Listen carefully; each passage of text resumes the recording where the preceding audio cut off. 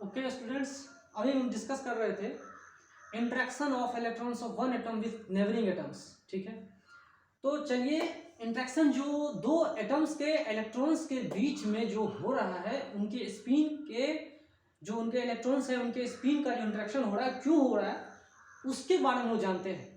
तो वो जो इंट्रैक्शन हो रहा है एक फोर्स की वजह से होता है। ठीक है, वो जो इंट्रैक्शन होता है किसकी वजह से होता है, एक फोर्स होता है। ठीक है, जो जिसको हम लोग बोलते हैं क्या, एक्सचेंज कपलिंग। एक्सचेंज कपलिंग क्या होता है, एक फोर्स होता है ना, force between neighbouring atoms responsible for the alignment. जो भी अलाइनमेंट हो रहा है डोमेन्स के बीच में, है ना, डोमेन्स अलाइन कर रहे हैं, तो ये जो अलाइनमेंट का हो रहा है फेरोमैग्नेटिक सबस्टेंसेस के बीच में, वो किसके वजह से हो रहा है, क्यों हो रहा है, वो समझिए। तो एक फोर्स है, force between neighbouring atoms. Neighbouring atoms बीच में एक फोर्स है जो इंट्रैक्शन होता है। इंटरैक्टिव फोर्स को हम लोग क्या बोलते हैं, एक्सचेंज कपलिंग। उसको हम क्या बोलते हैं, एक्सचेंज कपलिंग। और इसको पूरी तरह से एक्सप्लेन अगर समझना है, जानना है, तो आपको समझना पड़ेगा क्वांटम मैकेनिक्स। ठीक है, क्वांटम मैकेनिक्स आपको समझना पड़ेगा, और जब क्वांटम मैकेनिक्स में हम जाएंगे तो इस चीज को हम और डिटेल में समझ पाएंगे। बस अभी आप इतना ही समझो कि जो फोर्स है वो एक्सचेंज कपलिंग की वजह से हुआ है। ज़्यादा अभी जानने की जरूरत नहीं है, आपको ज़्यादा नॉलेज बढ़ाने की नहीं है जरूरत, कम नॉलेज में ही काम चल जाएगा। क्योंकि आप जब बीटेक करोगे, एमटेक करोगे, तो बहुत सारी चीज़ें आपके समझ में आ जाएगी। रिसर्च करोगे, शोध करोगे, तो एक एक चीज़ें आपके समझ में आ जाएगी। अभी जो चीज़ें आपको समझना है बस उतना ही समझो। ठीक है, जो आपके आउट ऑफ सिलेबस है उतना नहीं जाना है, अगर जाओगे तो फेल हो जाओगे, सीधी सी बात है, असफल हो जाओगे। ठीक है, तो मैंने क्वांटम मैकेनिक्स का ही सहारा लेके आपको बता दिया कि ये एक्सचेंज कपलिंग के वजह से होता है। ठीक है, तो चलिए यहाँ पर मैं बता रहा हूँ, यहाँ पे देखिए अनमैग्नेटाइज्ड फॉर्म जिसका, ये देखिए सबस्टेंस है जो अनमैग्नेटाइज्ड है, जिसका नेट मैग्नेटिक मोमेंट क्या हो रहा है, जीरो हो रहा है। देखिए इधर चला गया, फिर इधर, तो इस तरह से रिजल्टेंट मैग्नेटिक फील्ड क्या है, रिजल्टेंट मैग्नेटिक डाइपोल मोमेंट कितना है, जीरो। तो अनमैग्नेटाइज्ड मटेरियल है ये। ठीक है, ये क्या है, अनमैग्नेटाइज्ड मटेरियल। लेकिन इसी अनमैग्नेटाइज्ड मटेरियल को अगर हमने मैग्नेटाइजिंग फील्ड में रख दिया तो क्या होगा, मैग्नेटाइजिंग फील्ड में रख दिया। रखने का मतलब ये है कि ये जो अनमैग्नेटाइज्ड मटेरियल है मैग्नेटाइजिंग फील्ड में रखते हैं, तो मैग्नेटाइजिंग फील्ड भी दो तरह के होते हैं, याद रखिएगा, एक वीक और एक स्ट्रॉन्ग। वीक की कहानी क्या है, जब हमने वीक को रखा यहाँ पर, तो वीक में क्या हो रहा है कि वीक जो है इधर मैग्नेटिक फील्ड रखा है हमने, इधर मैग्नेटिक फील्ड रखा है, इस साइड नहीं, इस साइड रखा है।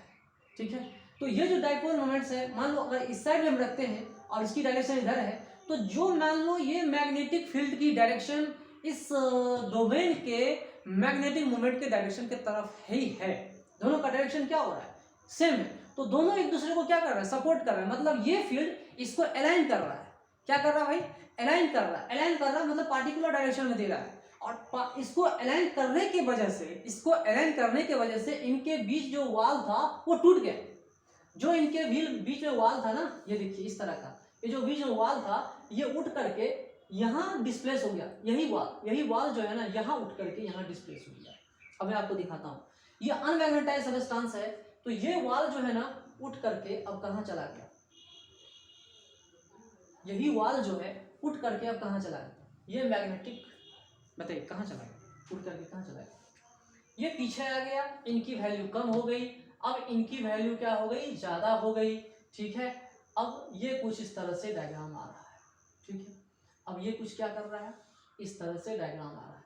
मतलब देखिए जो वाल थी यहाँ पर, ये पॉइंट यहाँ डिस्प्लेस हो गया, यहाँ से यहाँ डिस्प्लेस हो गया, ये यहाँ से यहाँ डिस्प्लेस हो गया, ये पॉइंट यहाँ डिस्प्लेस हो गया। ठीक है, अब ये जो है ये मैग्नेटाइजिंग फील्ड, ये देखिए ये बड़ा हो गया है, इसकी वैल्यू बड़ी हो गई।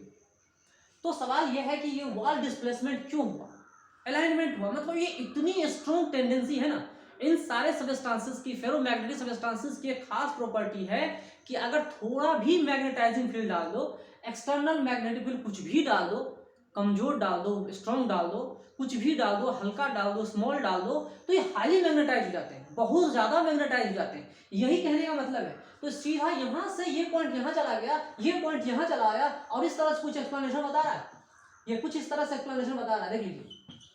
मतलब जो इसको सपोर्ट कर रहा है, मैग्नेटाइजिंग फील्ड को सपोर्ट कर रहा है, वो तो बड़ा हो गया, लेकिन जो सपोर्ट नहीं कर रहा है छोटा हो गया। समझ में आ रहा है? लेकिन ये सब्सटेंस हाईली मैग्नेटाइज्ड हो गया, हाईली मैग्नेटाइज्ड, तो मैग्नेटाइजेशन बाय डोमेन ग्रोथ, इसमें डोमेन का ग्रोथ हो रहा है। एक्चुअली क्या ग्रोथ हो रहा है, क्या ग्रोथ तो नहीं हो रहा है, लेकिन सिंगल का ग्रोथ हो रहा है, एक सिंगल का ग्रोथ हो रहा है, बाद बाकी दब जा रहे हैं।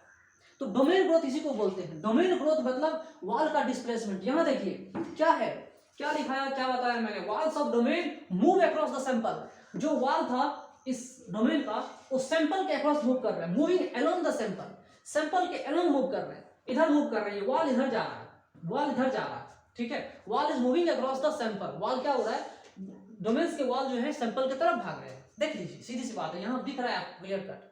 तो जो इसको सपोर्ट कर रहा है उसको तो बहुत आगे बढ़ा रहा है, उसको आगे बढ़ाने से यहाँ डोमेन ग्रोथ हो रहा है, बाद बाकी दब जा रहा है, बाद बाकी क्या हो रहा है, दब जा रहा है। तो सत्ता पक्ष ये है, बाद बाकी पक्षी दल यही है।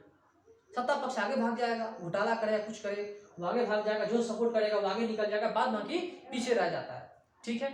ये सवाल देखिए, वॉल डिस्प्लेसमेंट क्यों हो रहा है, वॉल डिस्प्लेसमेंट क्यों, यहां से लेकर सीधा यहां डिस्प्लेस हो रहा है। वॉल डिस्प्लेसमेंट इसीलिए हमने कहा ये वॉल डिस्प्लेसमेंट, ये वॉल डिस्प्लेसमेंट इसमें होता है, ठीक है। तो बात समझिएगा कि फेरोमैग्नेटिक सब्सटेंसेस में अगर आपने मैग्नेटाइजिंग फील्ड थोड़ा भी ज्यादा डाल दिया ना, थोड़ा भी ज्यादा डाल दिया, तो फिर क्या होगा, हाईली मैग्नेटाइज हो जाएंगे, बहुत ज्यादा मैग्नेटाइज हो जाएगा। यही इनकी खासियत है। परमानेंट मैग्नेट इन्हीं सब सारे सब्सटेंसेस से बनाए जाते हैं, और इनको ही वास्तव में मैग्नेटिक सब्सटेंसेस कहते हैं। यही वास्तव में मैग्नेटिक सब्सटेंसेस, रियल में यही मैग्नेटिक सब्सटेंसेस है। मैग्नेट एक्चुअली यही होते हैं, बात को समझिए। फेरोमैग्नेटिक सब्सटेंसेस ये इंपोर्टेंट टॉपिक है, वैसे तो सारे इंपोर्टेंट टॉपिक हैं, ये एक उनमें से एक, ठीक है। तो हाईली मैग्नेटाइज जाते हैं, एक्सटर्नल मैग्नेटाइजिंग फील्ड में ये मैग्नेटाइज जाते हैं। चलिए कोई बात नहीं है, अच्छी बात है। मैं ये समझता हूँ कि आपके समझ में आ गई होगी ये सब बातें, ठीक है। तो यहां देखिए वही चीज को मैंने वर्ड में बताया, due to domain character, due to domain character, और मैं बताऊंगा आपको आगे चल के। Due to domain character large magnetisation is produced in small applied magnetising field. अगर मैग्नेटाइजिंग फील्ड आपका स्मॉल भी है, कमजोर भी है, वीक भी है, तो भी डोमेन कैरेक्टर की वजह से, डोमेन कैरेक्टर की वजह से फेरोमैग्नेटिक सब्सटेंसेस के अंदर में, इन फेरोमैग्नेटिक सब्सटेंसेस के अंदर में large amount of magnetisation produce होती है। समझिए, due to domain character large amount of magnetisation is produced in applied magnetic field. जो अप्लाइड मैग्नेटिक फील्ड है, जो मैग्नेटाइजिंग फील्ड है, स्मॉल मैग्नेटाइजिंग फील्ड है, अप्लाइड मैग्नेटिक फील्ड मतलब जो अप्लाइड मैग्नेटाइजिंग फील्ड है वो स्मॉल भी अगर अप्लाई करते हैं तो मैग्नेटाइजेशन लार्ज अमाउंट की हो रही है, अब इनकी मैग्नेटिक प्रॉपर्टी बढ़ गई, अब ये मैग्नेट कहला गए, बहुत जल्दी इनको हम मैग्नेटाइज कर सकते हैं। पैरामैग्नेटिक सब्सटेंसेस से भी जल्दी इसे हम मैग्नेटाइज कर सकते हैं, इनसे हम परमानेंट मैग्नेट भी बनाते हैं, स्ट्रॉन्ग मैग्नेट बनाया जाता है। और वास्तव में इन्हीं सारे सब्सटेंसेस को हम लोग मैग्नेटिक सब्सटेंसेस कहते हैं। These are the true magnets, ये सब ट्रू मैग्नेट्स हैं, सच सही में मैग्नेट्स हैं, ठीक है। तो समझिए आगे, इतनी सारी बातें मैंने आपको बता दिया।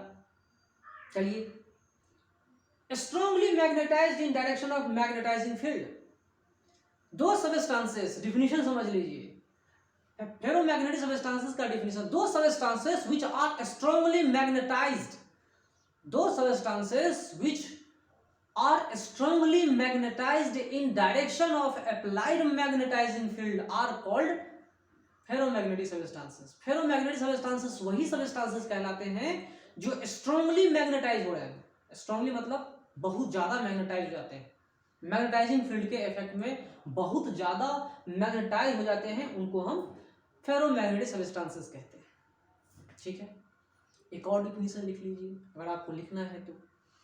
फेरोमैग्नेटिक सब्सटेंसेस का, दो substances which are strongly attracted by magnets, दो substances which are strongly attracted by magnets are called ferromagnetic substances. दो substances which are strongly attracted by magnet are called ferromagnetic substances, ठीक है। इतनी सारी चीजें मैंने आपको बता दिया, फिर हम लोग और चलेंगे आगे धीरे धीरे, ओके।